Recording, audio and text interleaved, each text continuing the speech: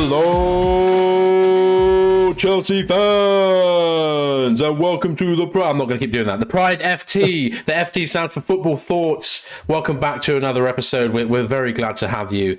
As ever, I'm on the sun recording. I'm with my illustrious co-host Clark, who's with me today. We've got news, we've got results, we've got fixtures, we've got Chelsea, youth, women's, other news, depression, some happiness. Rival watch, we've got it all, and we're bringing it to you now. Hello, Clark. How you doing? How's the sun? Are you all right? The sun is there, and it's powerful as ever. And you know, it's the good thing about the sun is it's quite cheap. I got this place quite cheap. Low mortgage rates, because you know a few environmental hazards you have to deal with on the sun. Just a few. Yeah. So my house insurance is quite high. I can't get coverage on fire, unfortunately. But the actual land, cheap as chips, right, mate. It's cheap as chips. The commute is quite long though to work. I must say, the commute is quite long. It is 96.5 million miles away, so a lot of fuel I get through in a week. But there we go. 8 minutes, mate. 8 minutes. Another thing that's bright like the sun is our future after that nice game. Illustrious game. I was going to say illustrious game. What am I saying? 3-0 win against Luton. I'm sure everybody knows because I think every Chelsea fan was shouting about it on Twitter. Oh God, we were so relieved. Thing is, right, everybody's like, it's only Luton. I'm like, yeah, we know. Like, we needed this. We needed this. A lovely 3-0 Stamford Bridge win. It felt like, you know, the calming, soothing kind of tonic that we needed to kind of get us through another game week. Obviously, the game was on Friday evening, so it feels like it's been a long time since we played. It's one of those like tricky games, isn't it? Because if you lose or draw, you've spent the whole weekend watching other people win, and you get upset even more so than you normally would. So a good result. Obviously, we're beaten 3-0. We've got a debut goals, or first goals, I should say, from Nico Jackson and I'm sorry, Miss Jackson. I'm not sorry, Miss Jackson, because we're having your son and we're keeping him because he's class. And then two lovely goals as well from Raheem the Dream Sterling. So, what a game he had! Jesus Christ! An unbelievable game. An unbelievable game. So let's talk about it for a bit then. Hang on. Just before, please like, subscribe. There's the code for the fantasy football in the description. Join that. I'm currently third. I think you're second or second. So you know we're already losing. But anyway, join that. Go on, take us away. So Luton game. Obviously, pretty poor opposition. We were talking in the preview, weren't we, about how we're not impressed by anyone in that squad. So really, there wasn't too much to worry about. And that kind of proved, really. I mean, we started quite nicely, and had some good build up and some good moments. Caicedo and Enzo looked quite nice. Enzo once again pulling the strings. Oh, mate, honestly. Sterling absolutely turning it on, like a nut job, going absolutely ham. It was a nice. It was, I think. What it was a really nice kind of confidence boosting game. I think a lot of players got to kind of take off the shackles a bit and express themselves. Obviously, Raheem scores quite early on, it's a decent goal. It's a nice goal for him. It's a nice goal for all of us. We were just relieved, really, weren't we? Just getting that we started off all right.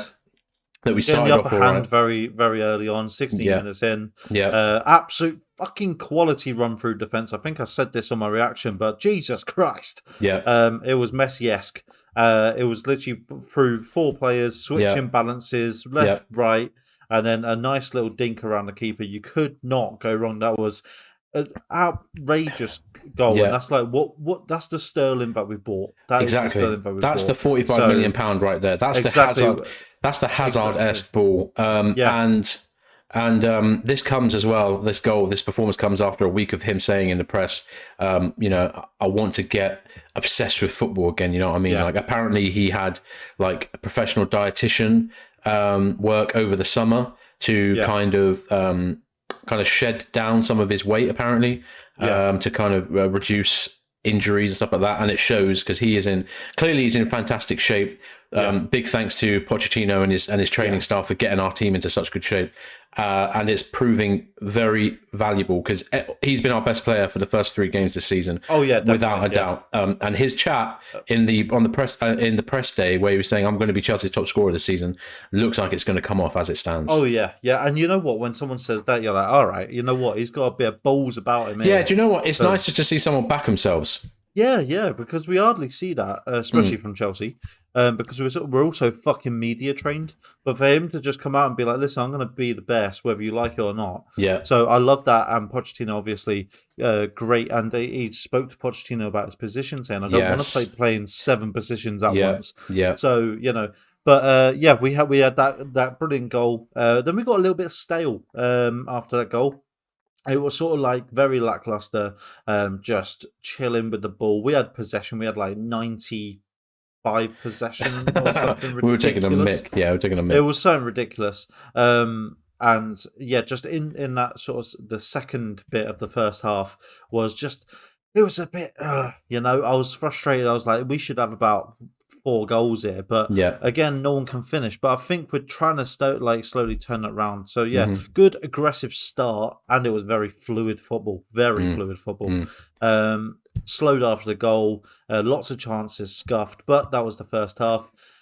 We should have been. I've written the notes here. We should have been 3-0 up. I think it was probably more than that, to be honest. Yeah. And then the second half starts, and at 60 minutes, incredible save from Sanchez, which looked like some fucking Matrix Neo shit. And it's basically the shot bounced off of Gusto, bounced off the floor, and then into the keeper, which is the hardest ones because you don't know where it's going to bounce. You don't know that it's going to bounce twice. It's also quick. Yeah. And like he's gone like that. And it's like almost like he had a magnet on his hand. Yeah, nice. And it just stopped it. And like it just went like, I was like, whoa. I was like, okay. Yeah. All right. Okay. I'm picking up what you're putting down. Yeah. I can get on board with that. I can get on board with that. I'll give him credit for that. Absolutely incredible save. They had a few corners against Sanchez. I love the way he takes corners.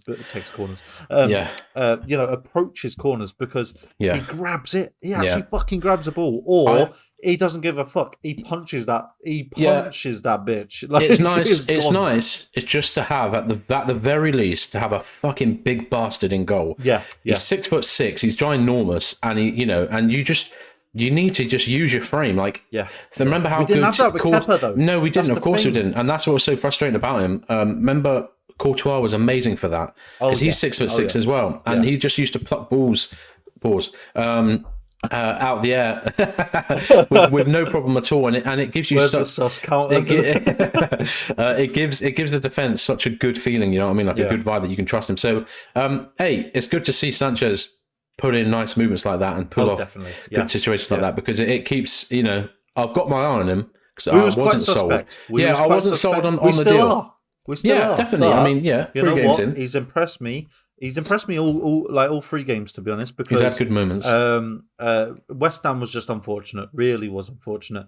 You can't save that shot from Antonio, but anyway, no, one was a penalty as well. So. The first clean sheet we've had in about 4 years. Yep. So yeah, really good. A win at Stamford Bridge. A win at Stamford, win at home since March. For God's sake. Disgusting. So but we're back on track now. Hopefully it lasts. And then 8 minutes later, we got Sterling on the other end. Absolutely brilliant goal again. It's a lovely goal. Assist from Gusto again. His second of the game, Gusto. Can we just talk about Gusto a minute? Yeah. Where the fuck has this kid come from? Because I thought losing James, I thought we're going to be fucked on that. We're going to be in trouble, Oh my God. He just turned up the fucking heater and he started to cook. He did. He put in work, didn't he? It's a good bit of business from us. We got him obviously in January last year, but we said to Leon, "You can keep him for the second half of the season, and we'll have him in the summer, which I think is good. Allowed him to kind of he was having a good season. I think it allowed him to continue his momentum. Although he did get injured, and he was out for a decent amount of time in the second half of the season. But a good business. I mean, I'm just trying to think, like, has he really been tested by a really top quality opposition? But then I think, but he wasn't bad against West Ham. He wasn't bad against Liverpool. Actually, he put in a good performance against Liverpool when he got subbed on. Yeah. And obviously, he showed himself to have a pretty decent cross on him. He was a force. And the pullback to find Sterling for Sterling's second goal. Oh yeah, fantastic! Right on the plate. Honestly, exactly some the kind of defensive maneuvers as well. Exactly. Like his defensive game is not that shabby either. He's actually quite combative, and he's got a decent turn of pace on him. So yeah, I want to keep an eye on, I think, and good business, business, because I'm sure, obviously as 30 million, something like that. Yeah, not crazy expensive, and I think. If you imagine being a player coming in as a right wing back at Chelsea, you think, well, when am I ever going to play? Exactly, Reece James is here. I'm screwed, But Reece James get injured every 2 weeks. Exactly. And so that must have been a key part of the discussion. Like, look, you're going to get time. Number one, James is going to get injured. Number two, we're probably going to have to arrest him more because we don't want him getting injured so much. By the way, James, have the fucking surgery. Get over and done. Yeah, if it's a case of getting surgery, or I swear he's just putting it off or something. I don't know what it's about. I don't know what it's about. He might be an anti-vaxxer or something. I mean, he might be scared of needles. I mean, but anyway, who knows? Allegedly. But not actually allegedly. I was just being stupid. But anyway, Gusto, some lovely build-up play and good combination with Sterling down the right. And he gets so wide and right, Gusto, that it allows Sterling to kind of drift into that box, which we know is where he does his best work, because most of his goals in the Premier League have come from being in the box in a good space and tucking it away, first time effort. And he did that lovely for the second goal. And then we have to talk about our man, our new star striker, Nico Jackson. Sorry, what? The Drogba regen himself. Honestly, Nico Jackson, he really is. He's looking like it because holy shit, man! He's a power, very impressive player. He looked lovely for most of the game. Actually, to be fair, it was probably his worst game of the season. There actually were quite a few occasions where his touch looked a bit weird and his passing was just a bit off. But he got his goal, and that's what we want to see from strikers. And it wasn't a penalty. It wasn't a free kick. It wasn't an open play goal. It wasn't deflected. It didn't come off his arse. It wasn't lucky. It was actually a nice move. The ball came to Enzo. Did you see Enzo? He took the ball with a lovely touch in midair, spun it away from the midfielder, and then produced a first-time volley, which found Sterling running down the right channel. Unbelievable pass. He's unreal. He's so good, man. He's so techie. He won't get the assist stat, but he deserves it spiritually. Find Sterling going down the right channel, who himself produces quite a decent early cross. And look who's in the middle of there, in the 6-yard box, gambling for that ball, something that Havertz never did. Jackson was there to poke it away, and it seals off a lovely win for us. Incredible. And look, hey, if you can be there and score goals like that, as well as do all of the rest of the stuff he does, I'm sold. Yeah, I'm sold. And more great business. £30 million. Like people saying, I don't know why this was a thing. People saying 007, right? But he's not a massive profile player. He wasn't he's not a big money move player. No. But you know what? I'm glad it didn't get to that level. It didn't get to that 007 level. So go on, fuck all of you. Basically. Yeah, I'm very happy about that. Very happy about Nico Jackson. He's absolute powerhouse. He reminds me a little bit of like a Drogba, Loftus-Cheek-esque, where they just grab the ball and they're like, I'm not passing it. Fuck yous. I'm going to go through you. Yeah. And he goes through about 3 players, and you're like, wow, this Donny has got something. Yeah. So yeah, hopefully that just builds and builds, like with the confidence of the goal. But yeah, absolutely amazing. Ugo Chukwu made his debut for us at 82 minutes. Jackson was off at Ugo Chukwu.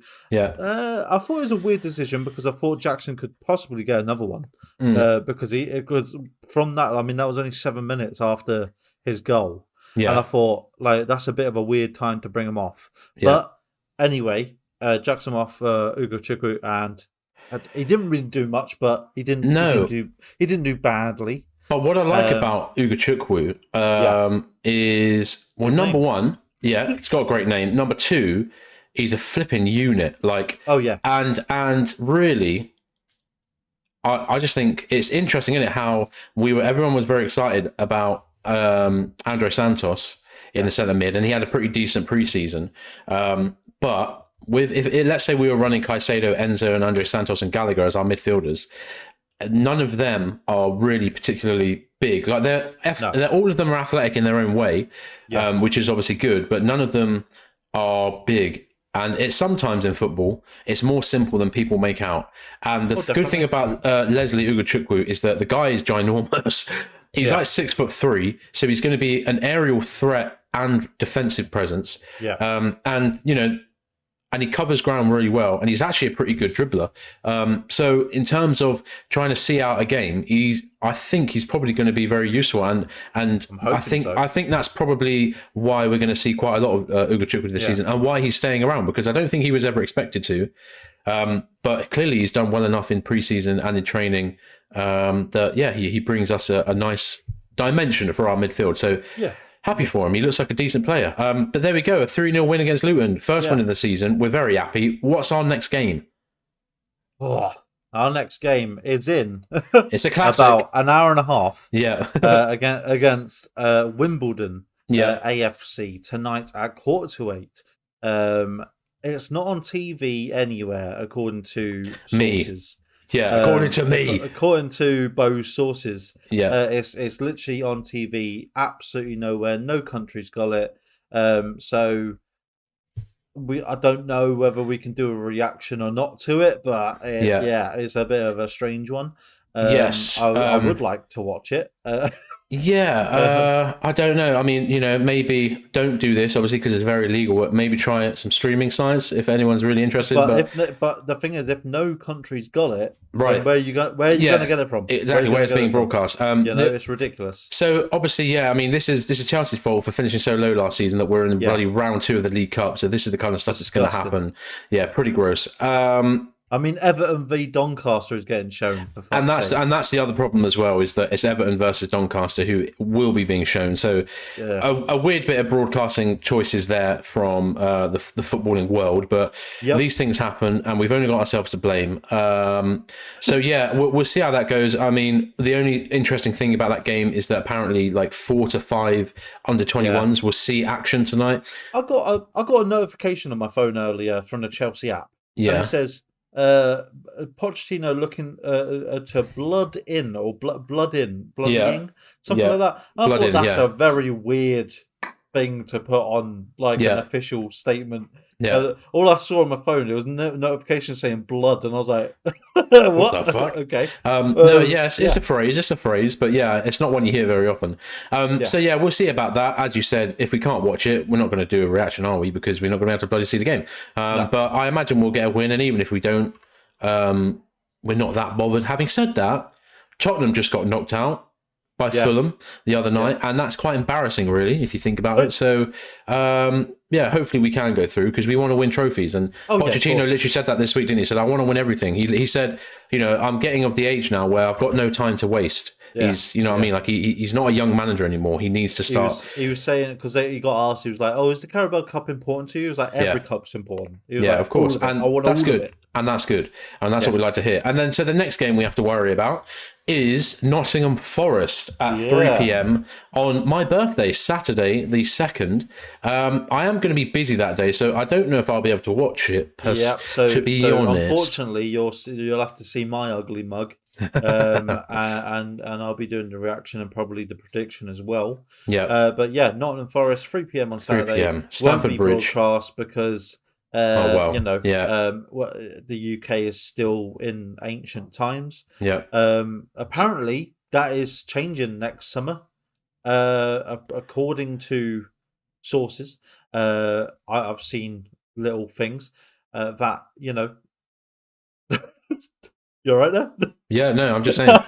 You sound like you're in the know. You're in the know. Oh yeah, well, it's just things that I've latched onto and because it's really one thing that annoys me is the blackout, and I really just don't get it at all. I get it for 1980s when it came in. I get it for like 1980s, 90s, blah blah. We're in 2023.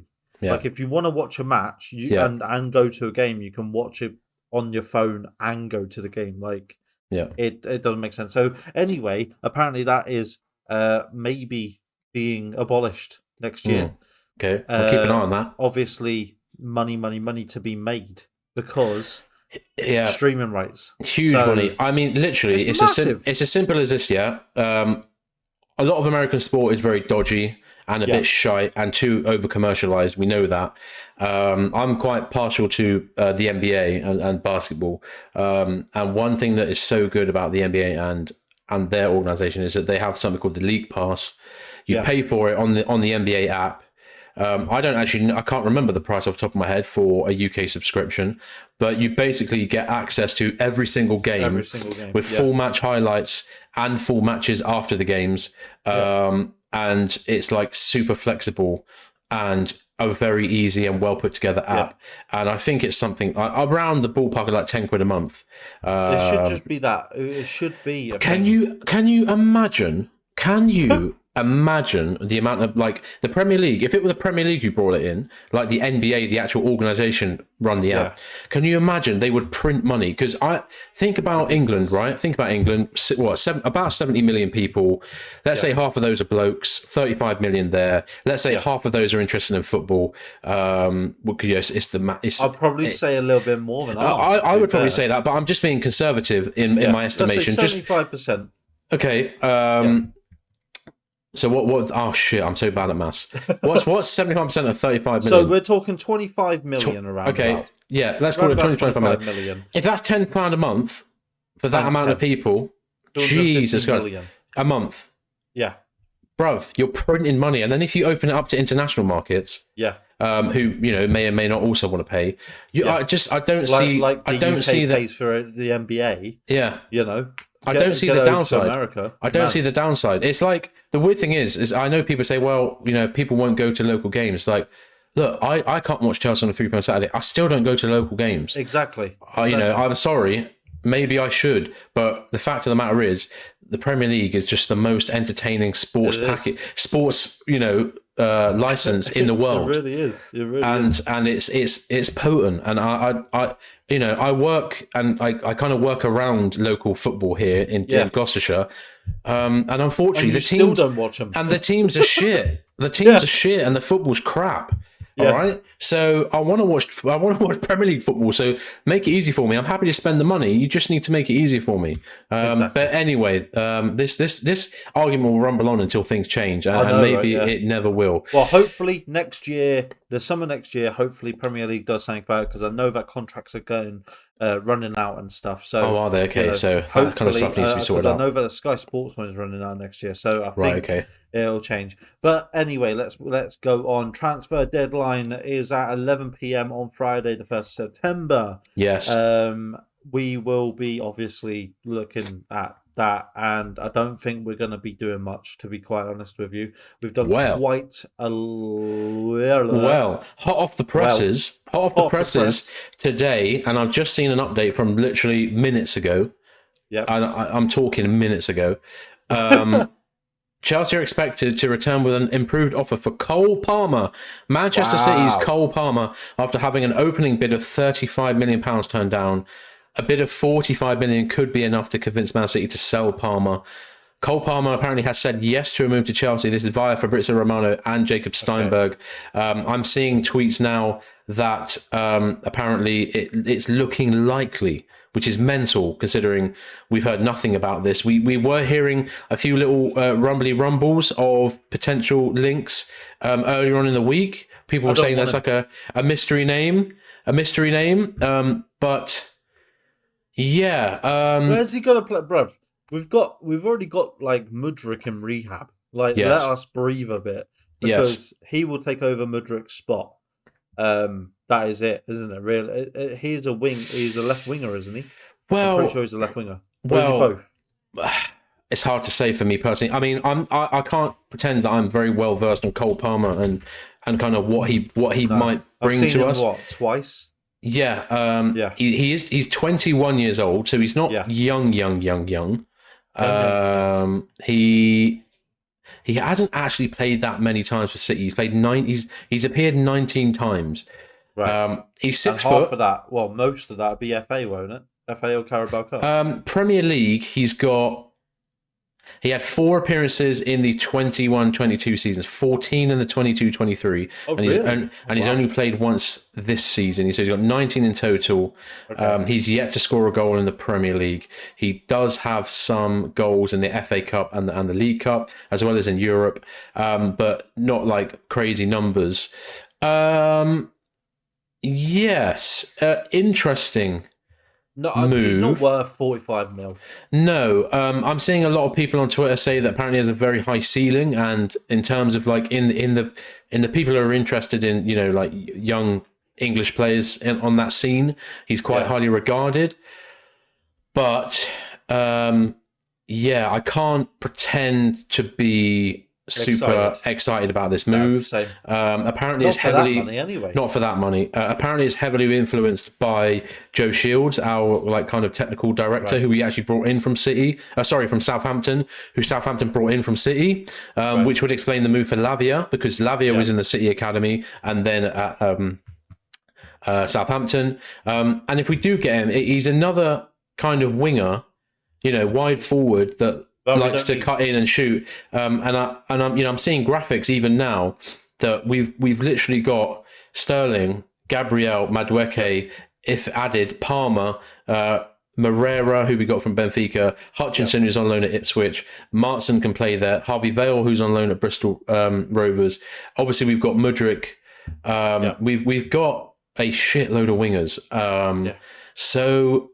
Gosh, tweet. I don't see 42 seconds ago. Play over them. Breaking. Chelsea have agreed a 40 million plus 5 million add-ons deal with Man City for Cole Palmer. We've got a here we go from Fabrizio Romano. So it's done then. So I know. This is quite fresh. 45 million. Look, man, the market's mental. I was hearing we weren't going to be doing much more. Mate, 20 mil at most.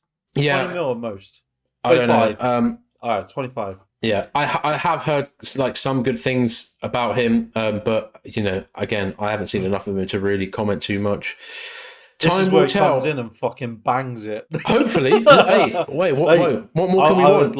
I would love to be proved wrong. Yeah, but exactly. I just don't think he's gonna. I don't think he's gonna play. I don't think he's got. There's no room in the squad. He didn't want to bloat the squad, and we're bloating the squad. Yeah, and what I feel a bit weird is that he's leaving City because he's not getting opportunities at City. Yeah, and you're not going to get an opportunity. And it's just another fucking person to pay. And where is he going to come in? Where is he going to slot in at Chelsea? That's going to make sense straight away. I don't know.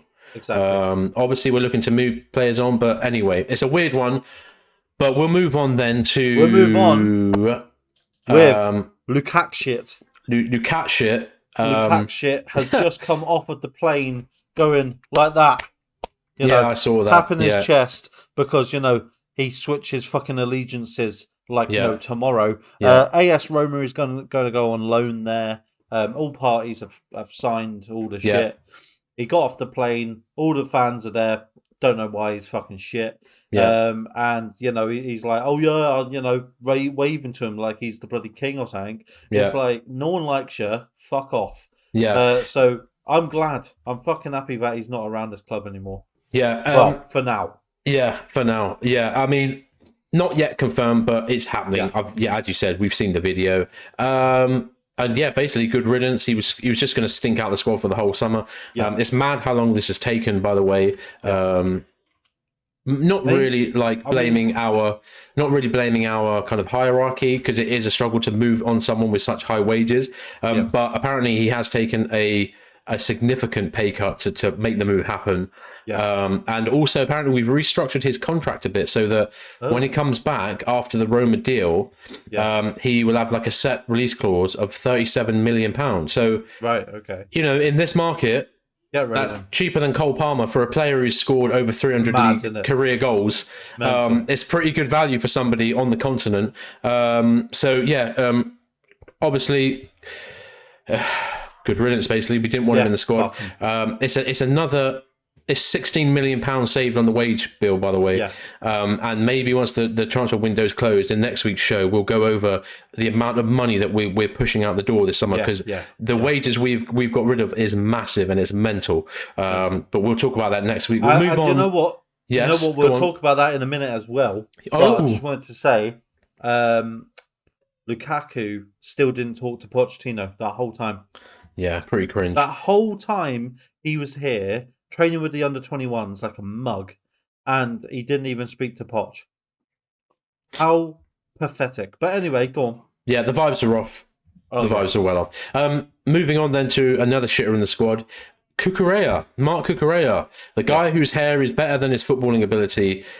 It sounds a lot like Man United and Chelsea are in heavy negotiations to sort out a loan bid, to sort out a loan move for Cucurella to go to Man United this season. Good. Obviously, Luke Shaw has just picked up a lengthy injury again. Yeah. Which means he's crocked and will be out for some time. They did sign Tyrell Malacia from, I think it was Alkmaar last season, from the Dutch league, who clearly hasn't impressed them enough to be the replacement left back. Oh, he might be injured as well. I don't know enough about Man United. Apparently, the initial loan bid was £2 million loan fee. We apparently want £7 million. Okay. The final fee will probably be less than that. They'll probably try and meet in the middle. Yeah. But it does, according to Fabrizio, Cucurella is expected to move to Old Trafford. I'm seeing a lot of bots on Twitter from United fans talking about how they're getting a beast, which is hilarious, because they've clearly actually never watched a full game of Cucurella. And are they deluded? Cucurella is the ultimate. Looks okay in the numbers, but fails the eye test like a mother effer. So they are in a big shock if they think they're getting a beast. The bloke caused us the most amount of goals to be conceded. I swear. Yeah, he's stressful. Out of place all the time. He's stressful. It's funny how the hype machine. It's funny how the hype machine can kind of clog people's kind of especially Man United. They're all fucking deluded. And analytical thinking, because I've seen people saying like he's like really athletic, but brother. I'm more athletic than he is. You've seen him try and sprint. It's a joke. So anyway, it would be a good move, and it's another massive contract off the books again, and another player who won't play much, and the knock-on effect is Martson, who I think is a very talented player and deserves more opportunities, will have a spot there. If Chile does need resting or gets injured, because it happens, then Martson is there ready to take a spot, and I'm really happy that that's the case. Yeah, no, I totally agree. Cucurella, go get fucked. I don't hate the bastard. He's just shit at football. No, I mean, he's not unlikable like fucking Lukaku is, but he's just crap at football.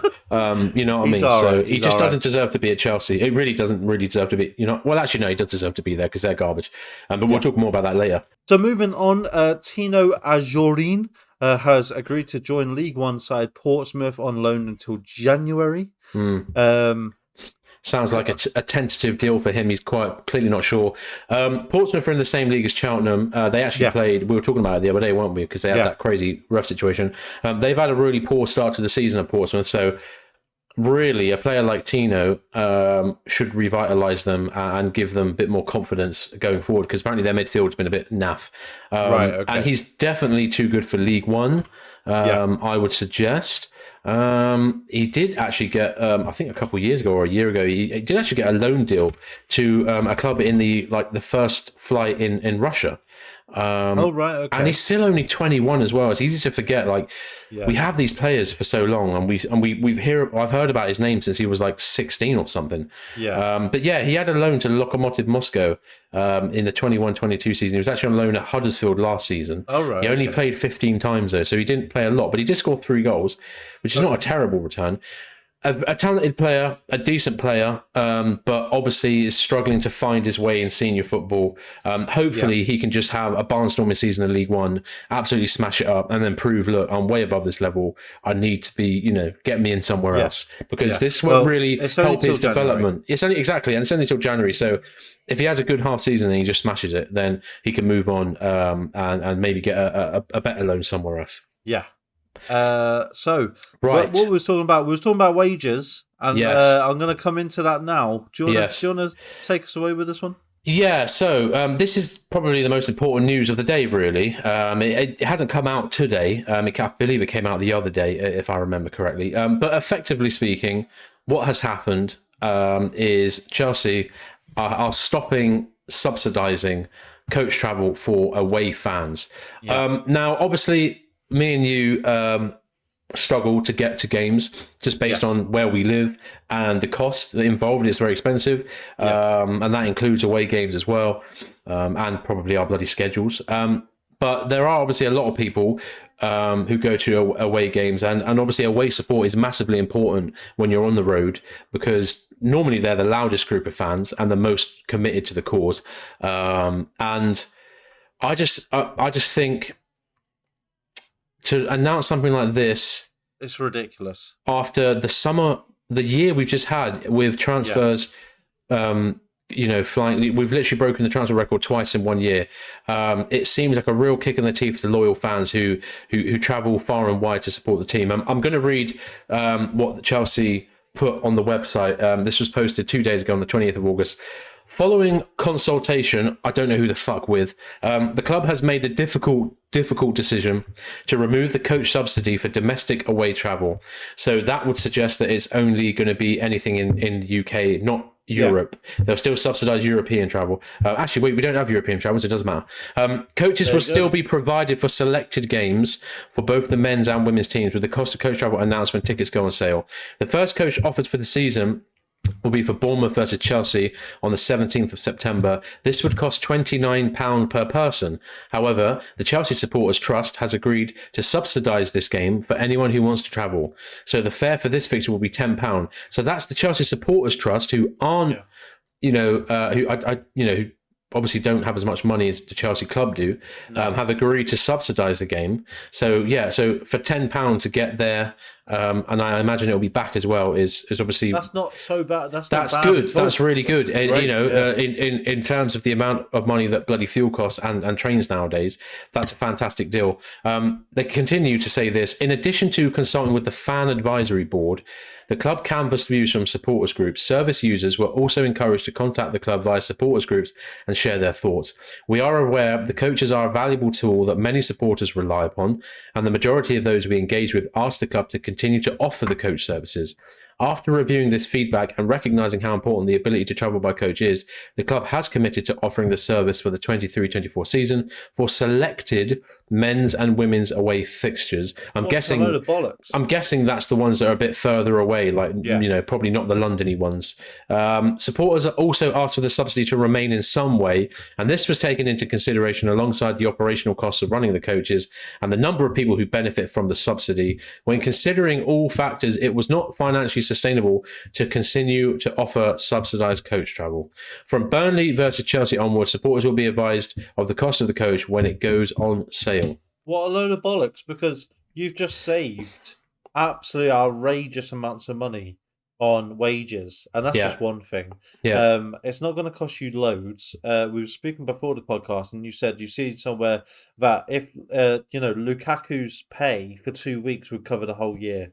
So it's fucking utter bollocks. Honestly. I think there are people kind of trying to sort of figure out how it would work.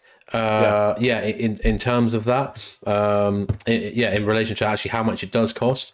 In a statement, we've got a statement from the Chelsea Supporters Trust from Twitter, and they say this: breaking the British transfer record twice in a year is fine, but a £10 subsidised coach is where Chelsea draws the line.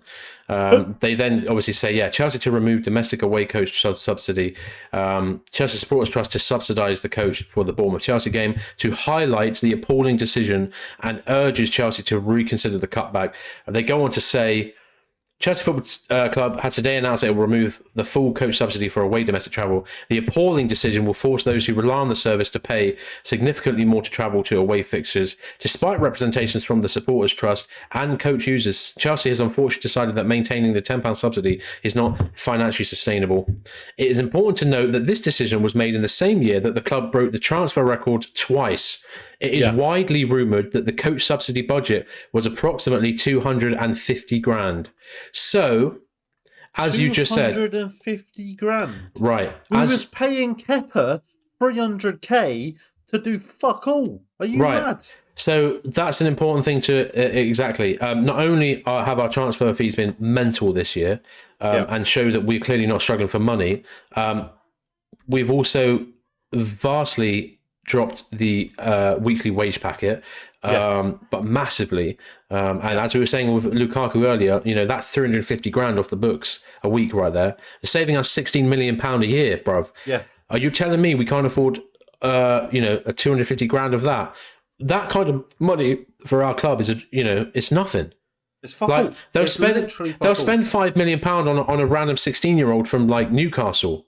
Yeah. Do you know what I mean? Yeah. We signed that won't go anywhere. Samuel Isher-Smith from Everton in the summer, like some, a decent player apparently, but £3 million.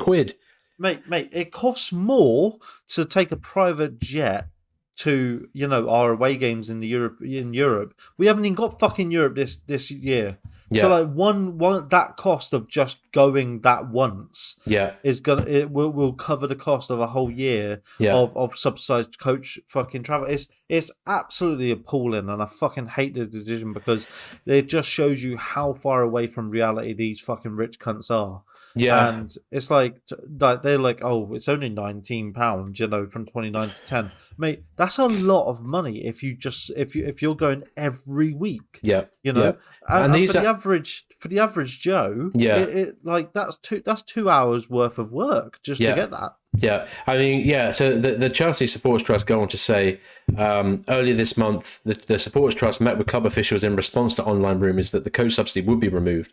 Yeah. Chelsea clarified that at the time a decision had not been made, but confirmed they were evaluating the subsidy budget. During the meeting, the Supporters Trust made representations to the club. The Trust stated that removing the subsidy entirely would adversely impact the following user groups: young supporters who use wheelchairs and mobility scooters, people who are unable to drive due to cost or medical conditions, supporters who are ambulant disabled, supporters who require to be dropped off very close to the stadium, vulnerable supporters who rely on this affordable mode of transport to support the club.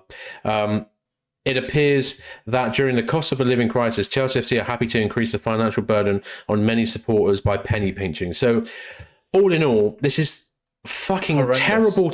terrible decision, and not only that, but just completely unnecessary and entirely unfair on a decent amount of Chelsea fans and fans who give up a lot of time and a lot of money to support the club and are so important to the away atmosphere that a team needs to pull out a result at a big at a rival's ground. So I can't believe they're doing it, to be honest. I know, exactly. We've just had. You have the fucking audacity. Yeah, I know. To say you got to spend more to come and see us. Yeah, it's shocking. Fucking nuts. We've only just barely won fucking against Luton Town for fuck's sake. You're right. Actually, that's another thing. Like, think about us competitively, sportingly this year. We've been a shocking team. Yeah. And then what? So you're gonna now ask, and the jury's still out. Like, obviously, we feel like we're better. But we've still only won like 4 games in the whole calendar year. Exactly. And now you're going to tell supporters, oh, by the way, we're going to be charging you more to travel to these games. It's really gross, and I hope that the pressure is enough that they switch these rules, because this is just garbage from the club, and unfortunately, this is the problem that you have with these kind of American, like business owner types, like. Yeah.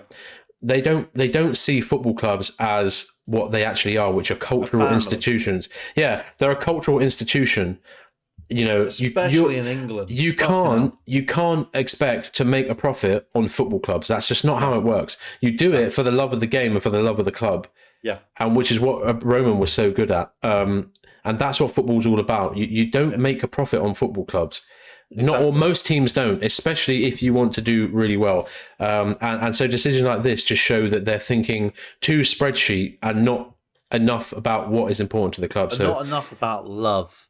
Love, man. It's all about cringe. It's all about flipping love. It really is, man. That's pissed me off. But you know what? But fuck you, Todd Bowley. Fuck you, Clear Lake Capital. Yeah. I'm sorry, but you've just money laundered yourself with 40 million for a fucking sponsor. But 250k can't go to Derek down the road who can't get there because he's in a fucking wheelchair. Are you mad? Yeah, I know, it's gross. It's really gross. Fucking mad. Well, before we blow up and melt into the floor through anger, let's move on to the next story. I'll fight Todd Bowley. You probably weigh him in, to be fair. Look at the state of him. Next news story. Yeah, Georgi Petrovic will wear the number 28 shirt at Chelsea. Yeah. Obviously, famously, 28 was... Aspi. I was thinking he's Spanish. What's his name? We call him Dave. You know what? It just went. It just. Well, it's funny, isn't it? Like when a player moves on, it's like you just forget about them in the. You know what I mean? Yeah, exactly. Gone, honestly, every now and again, I see a clip from an Atletico Madrid game, and I see him, and I'm like, I do the Leo DiCaprio meme. I'm like, So he'll take the number 28. Yeah. Apparently, sorry about that, Cesar Azpilicueta. We will call you Dave. Sorry about that. We'll call you Dave. Apparently, he wanted the 99 shirt, but the Premier League wouldn't let him have it because it's too high. Which is interesting because Cole Palmer rocks the 80. So what's the difference? Imagine how cool 99 would have been on the back of Petrovic's shirt. It would have been badass, but he's not allowed to have it. So Premier League, as usual, being boring, discriminatory against Stick in the Chelsea. Mud. Lewis Hall wears 67. I know. Yeah. So Trent wears 66. Like that's a stupid number, isn't it? Really. It is. So I'll cap it at 30 if you're going to cap the numbers. But anyway, stupid. Wankers. As well as kind of miscellaneous news like that, Chelsea tweeted today another kind of promotional thing saying it's a 90s thing, so more kit stuff. I believe, based on the background of the picture that they posted on Twitter, it's the exact pattern that we've seen in little snippets from the away kit this season. So it would probably be an away kit announcement. I'm guessing that means we're going to wear it against Nottingham Forest because they normally drop it like before the game where they have to wear it. I was going to say I'm very. I don't know why though. I don't know why. Like, why didn't we wear it against Luton? Oh, sorry, not Luton. West Ham. West Ham. Yeah, true. I don't know why. But anyway, reasons. We will see that in the flesh. I mean, we've already seen it, but we'll see more of it anyway. Officially, probably tomorrow, maybe. But yeah, keep an eye out for that. It does look quite nice from what I've seen.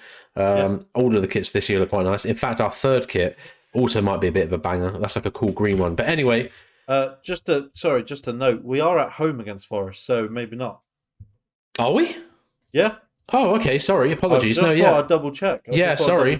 Yeah. Sorry. Yeah. Okay. I don't know why then. Maybe they're just doing it. Oh, maybe the sponsorship is sorted out and they're going to release. They're going to do like a joint sponsorship away kit launch thing. Right. Keep an eye out for that, everyone. Keep an eye out for that. Yeah. Who have we got after Nottingham? We are away to Bournemouth. So could be that one. Anyway, that's it for the club news, I think. Moving on to the women's PFA Young Player of the Year. Congratulations to Lauren James. Yes. Congratulations for stepping on random people. But yeah. She was a shoo-in. She was a shoo-in to get it. She was destined to get it. Like you're far and away the most. She was a shoo-in. Yeah, was that intentional? It wasn't. Last season, in her second season at Chelsea, she made 33 appearances in all comps, scoring 8 goals, including 5 in the WSL. So she didn't score loads of bangers, but her general performances were impressive enough that she got the Young Player of the Year. So kudos to her. In other non-Chelsea news, I believe the Women's PFA Player of the Year went to was it Rachel Daly of Aston Villa? She was the top scorer. I believe. Let me just double check. Rachel Daly. Rachel Daly won it. So not Sam Kerr, who, as we know, had a banging season. But Rachel Daly was the top scorer in the WSL for Aston Villa. So that takes some doing. So fair play to her. And we have, and to be fair, we have had 3. The last 3 have been Chelsea players, so we'll let someone else have a go for once. No real other women's news apart from more of them are coming back from international duty and training hard and training well for the start of the new season, which will be soon. Youth football is continuing. The PL2 have had 2 games since we last spoke. They played against Norwich. I believe on Friday. Jimmy J. Morgan scored his first competitive goal for the under-21s. Ronnie Stutter also scored. He keeps scoring, and he has the last couple months to do. Yeah. So they both scored away at Norwich. Having said that, they did lose 3-2. So it is a second consecutive defeat in the Premier League too, so it's a bit cringe. They then went on to also lose again, this time at MK Dons in the EFL Trophy. They went in at halftime level, 1-1, but ultimately the experience that the MK Dons players had proved more costly. So despite a valiant effort against the team that are currently top of League Two, the hosts proved to be just a more clinical side. We created a number of good chances, but they showed their experience in finishing to score 4. Jimmy J. Morgan scored the only goal for the under-21s in the 4-1 loss. And then moving on to the under-18s, who did a lot better. They were in goal-scoring mood against Aston Villa on the weekend. Ronnie Stutter scored twice. Lewis Flower and Keanu Dyer were the other scorers in a 5-1 win against Aston Villa. So that's the youth garbage. No, I shouldn't say that. That's the youth lads and lasses. No lasses were involved. That's the youth teams. Let's move on to Rival Watch. Rival. We need to get Calvin Harris to produce us a jingle for that, don't we? I'll get on the blower. Get on the blower. How much do you reckon he'd be? Probably 50 quid and like Kinder Bueno or something. Do you reckon he's on Fiverr? Do you reckon we get Calvin Harris on Fiverr and get him to sort us out? You know what? I'll drop him a message. If you're keen, Calvin Harris, we'll have a Rival Watch jingle. That'd be great. Little jingle. Cheers, thanks. Yeah. Just a little 3-second thing. 4 seconds. Yeah, exactly. It'll take you like what, one or two button presses? Yeah, literally. Yeah. United managed to claw back a result against Forest. They went 2-0 down in the first 6 minutes, which was fucking amazing. But came back eventually to win 3-2. Because they're wankers. Ericsson, Casemiro, and Fernandez. Fernandez from a penalty. They're still looking dodgy though, which they are. Fuck me. Yeah. It was ropes. Man, one of those games where I'm keeping an eye on my fantasy football. I'm looking at the results, and I'm upset. I'm buzzing because I'm seeing they're 2-0 down, and I think, "Ooh, this is great. This is fantastic news." But yeah, obviously they were at Old Trafford, so that probably helped kind of galvanise them and get back in front. And they did, unfortunately, go on to win the game.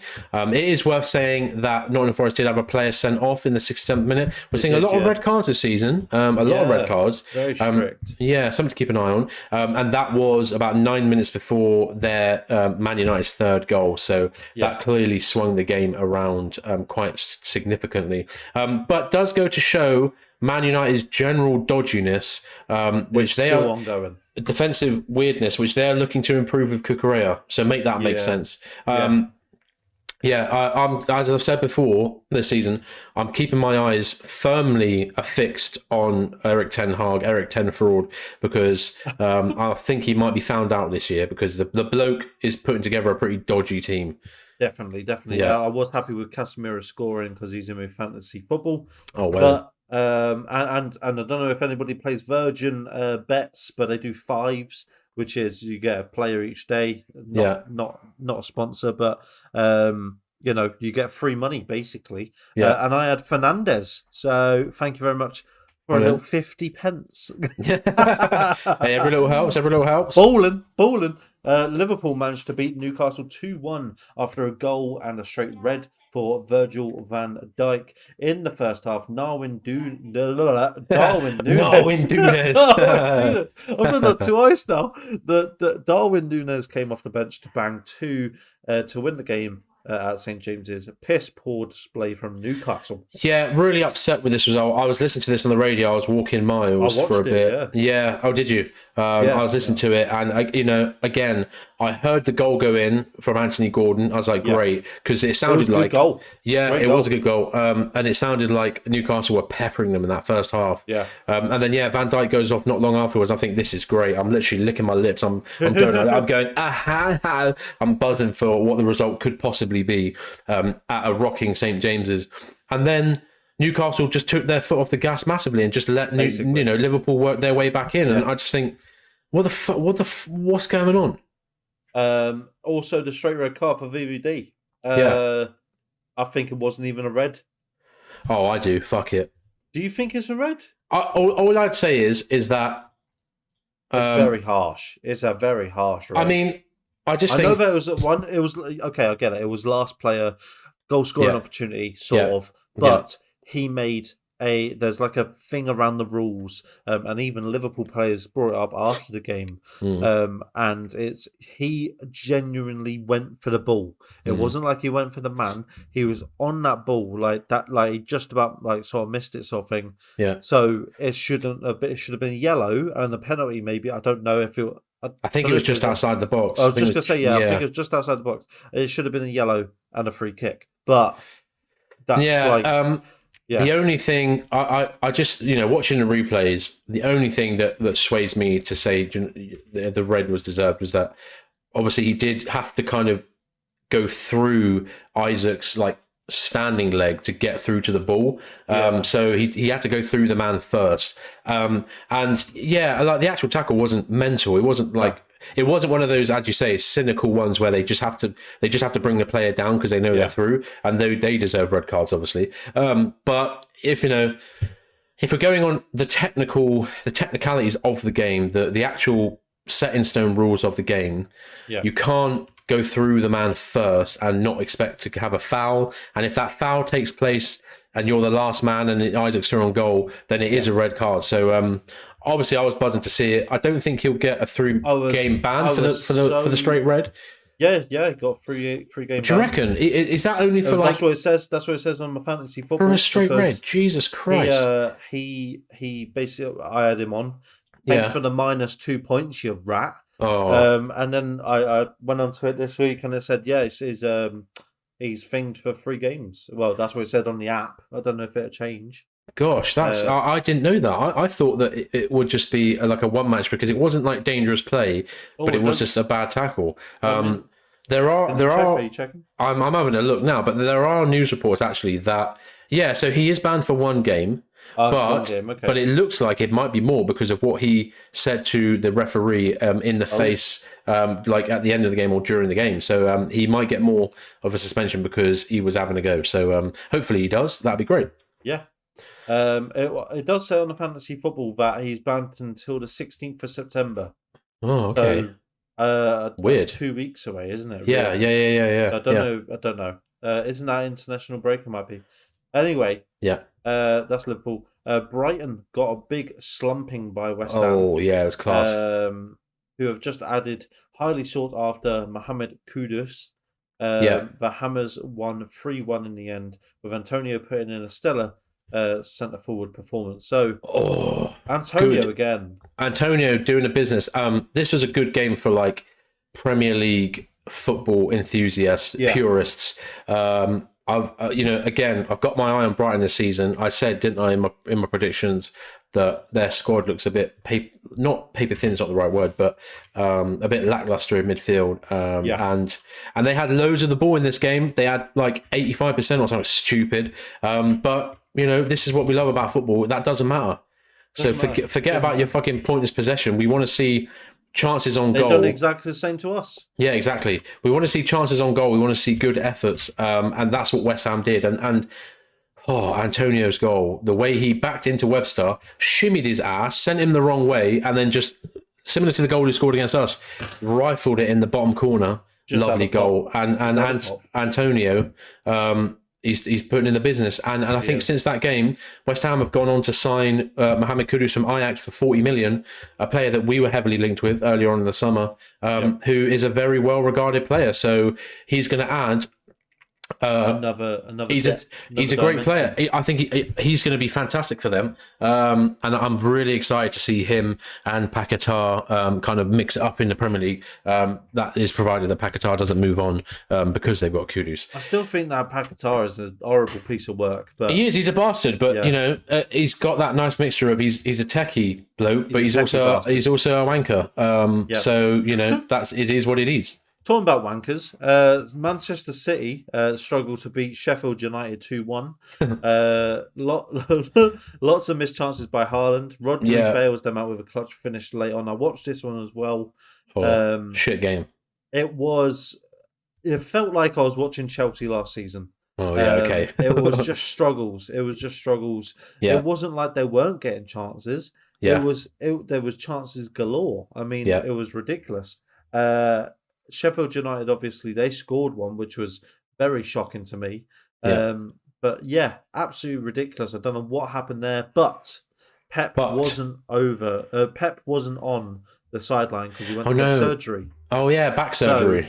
So I don't think there was like that sideline influence. Every time you saw like the coaches, they were just sat down. No one was like shouting, screaming. You could see them having little talks with Pep on the old AirPods.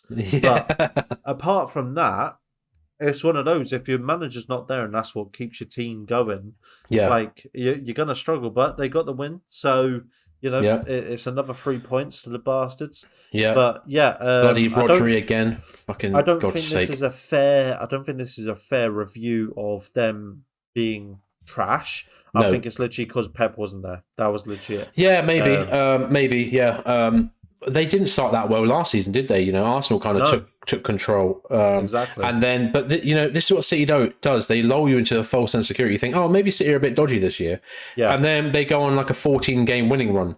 Exactly. And then they're there at the end of the season. So you can never discount them. And obviously they are favourites to go on and win their 4th in a row. So hey, fingers crossed we can dent that charge for the title. But that's still, there's much left to be seen in that regard. It was a great goal, by the way, by Rodri, so fair play to him. It was good, It was looking a bit techie. And I did have Haaland captain, so... Same. I know he scored annoying. One. Yeah, I know, a bit annoying for him not to score. He did score one, he missed a penalty as well. Did you see the bloke that popped out of the crowd? Yes, I did. Apparently he's an ex-champion boxer, isn't he? Champion, lightweight champion. And he's been a Manchester City fan all his life. He used to wear Manchester City tops to do the weigh-ins and everything like that. Wicked, cool. But people are saying, why hasn't he got a year ban from the stadium? Probably because he's not a cunt. Tottenham beat Bournemouth 2-0. Tottenham's looking all right, to be fair, for some reason. They are looking all right. I didn't really make too many notes for this game because I didn't watch it, and I haven't even seen the highlights. I just don't care about them. Yeah, exactly. I mean, I there are a couple of podcasts I listen to with Spurs fans, and they are liking Yves Bissouma, who they signed from Brighton last year. He is good.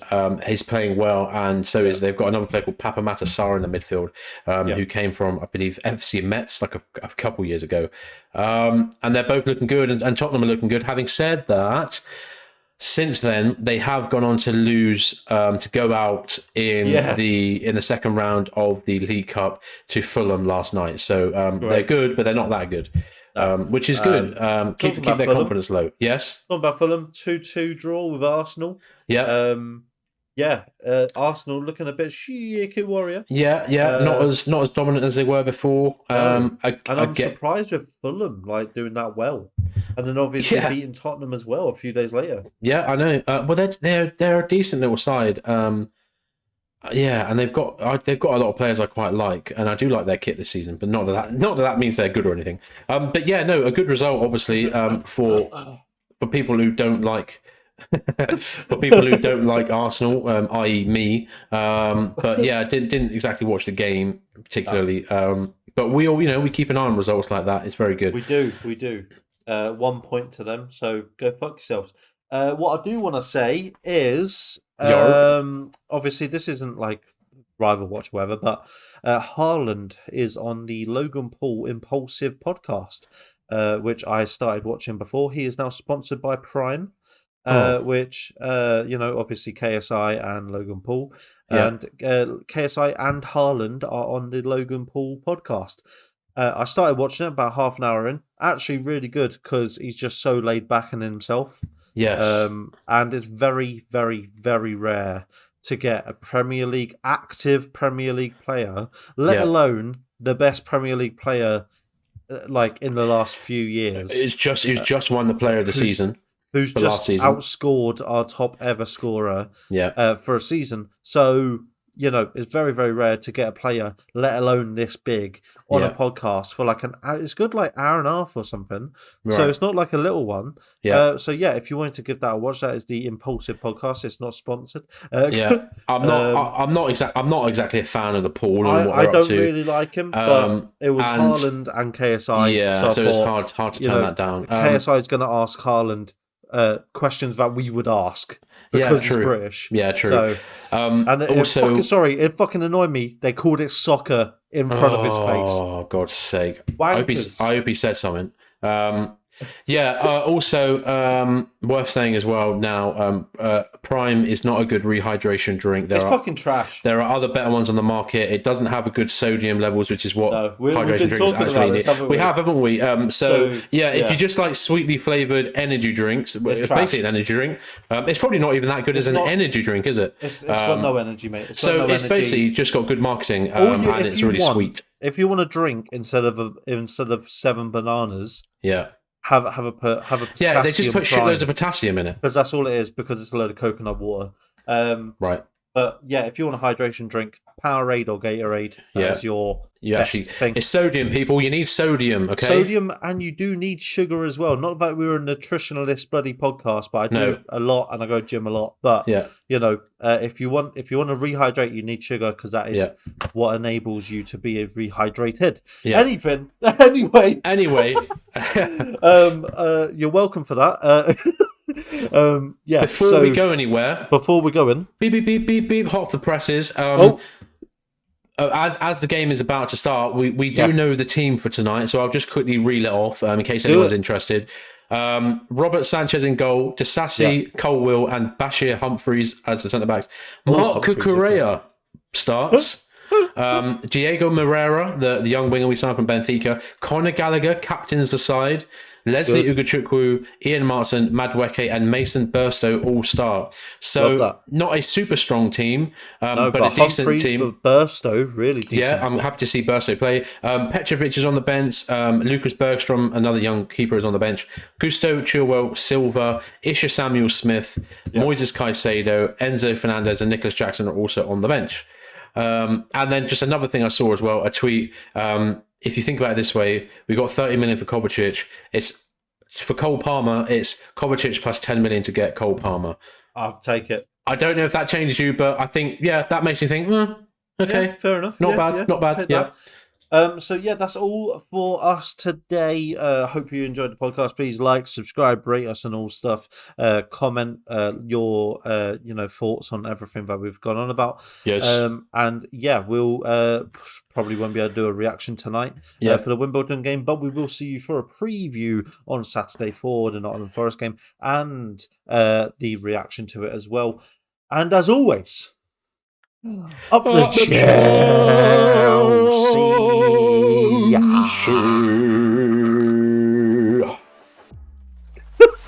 Thanks for listening to The Pride. If you enjoyed what you heard, feel free to leave us a review on your podcast app of choice and maybe drop a like or follow on our YouTube, Twitter, TikTok and Instagram pages. And as always, up the Chelsea.